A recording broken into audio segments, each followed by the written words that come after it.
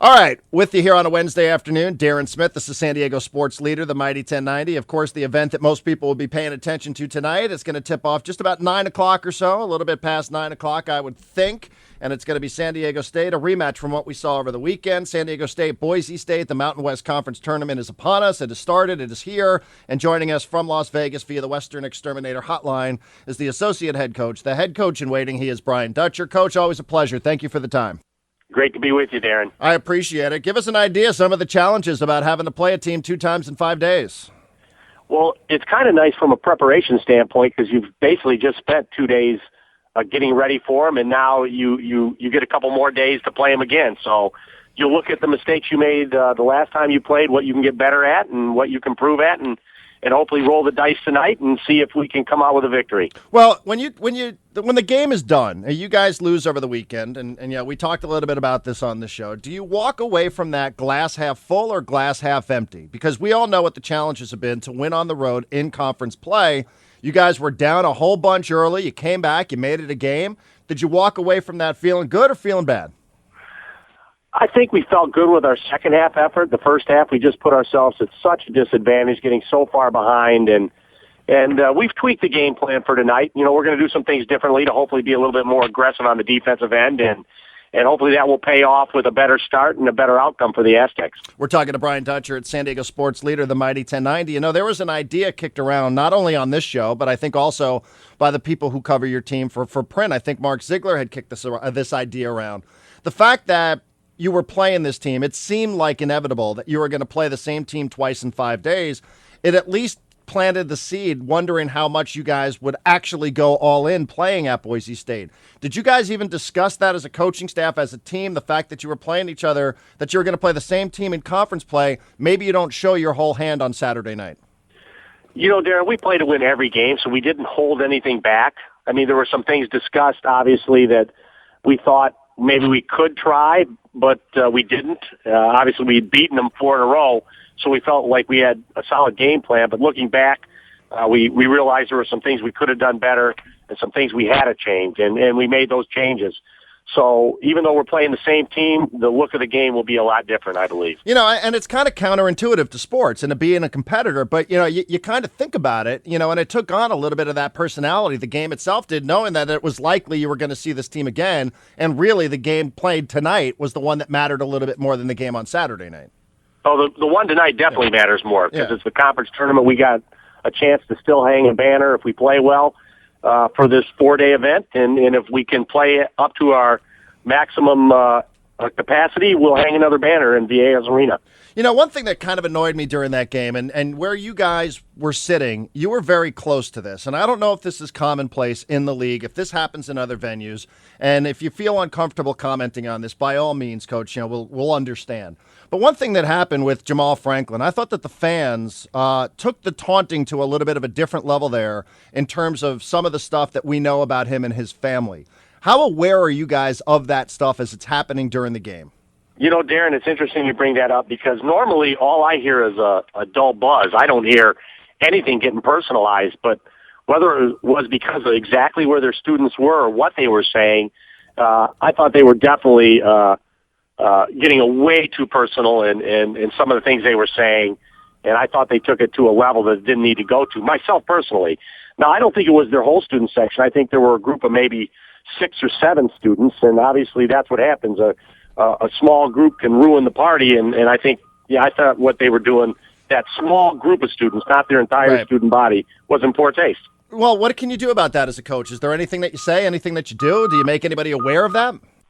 No, I don't think, I think it just motivates Jamal. So from our standpoint, I just thought it would make him mad. He would compete harder, and he would let him know. And, Jamal's used to that. He's the conference player of the year defending, and obviously had a great year this year. And he's used to fans going at him. So I don't think it affected him. I just thought from a taste level, it was in poor taste, some of the things they were doing. Yeah, I thought so as well, and I just wonder if that's something that you have to deal with now on the college level. I like you said, it's not everybody. It was only a handful of students sitting right there in the front, but it was very noticeable on television. It was noticeable what they were saying. It was noticeable that one of the kids was wearing a sign, that said, "I'm Jamal Franklin's father." And I just wonder if that's something you just got to deal with when you go and you play on the road. you deal with that on the road, and it's for their school, their administration to decide what they want to try to control and not control. They had security there. We never felt like we were being threatened in any way by their fans. They were into the game, and like I said, 99.9% of them were well spirited and pulling for their team, and they have a great fan base. So I don't want to get the wrong picture, but it's like when you let 5 or 6 spoil the party, I don't know what you can do about that. I think it happens everywhere. It just was close enough this time where I got to hear some of it. And I thought it was not well done. We're talking to Brian Dutcher at San Diego Sports Leader, the Mighty 1090, the Aztecs and Boise State coming up tonight. It's going to be about 9 o'clock in Vegas, Thomas and Mack. So, Coach, it's the opinion of a lot of people who study the numbers that you guys have done enough to qualify for the NCAA tournament. How do you approach that from a coaching standpoint inside the locker room with your players who might have heard the same thing? We never really discuss if we think we're on the bubble, off the bubble. We have to have this win. I think we do a good enough job preparing the team for every game where we're going to bring maximum effort. We're going to play our hardest no matter what. And so we don't really put that into the equation. As a coaching staff, me in particular, I'd be lying if I didn't say I look at the numbers. I kind of want to know where we stand and how comfortable I feel as an individual. But then when that's all said and done, the whole thing is you just got to get ready to play the game. And I think we've done that. How do you get out of a shooting slump at this time of the year? Play at home, unfortunately, but we're not at home. So we've got this is the second building we played more games at than any in the country. I mean, you look at the last 3 or 4 years, we've made the finals. Chase Tapley's played 14, 15 games in the Thomas and Mack. So hopefully there's a comfort level that we've played in that building. We've had great success in that building. It will make for a good shooting environment for the Aztecs tonight. I guess I should have asked you, do you feel like your team is in a shooting slump before I asked how you get out of one? Yeah, we haven't made a lot of shots on the road, and that's been unfortunate that I think our shooting percentage is a lot lower on the road, but I would say that for most teams in the country, that the shooting percentage drops on the road. With that being said, we're on a neutral court, and we've had pretty good success on neutral courts this year, playing well in the Hawaii tournament, playing well in the pond against UCLA. We shot the ball well in some of those venues. So hopefully being on a neutral site will help us get 1 or 2 of those 3-point jump shots to drop. When you play in tournament play, you have a game tonight. The scheduling is a little quirky. You get tomorrow off, assuming that you win in advance, and then you play again on Friday and Saturday, which is a little bit different than it's been in the past. I would think from a coaching standpoint, the idea that you might not have to play back-to-back-to-back days, probably a pretty good thing.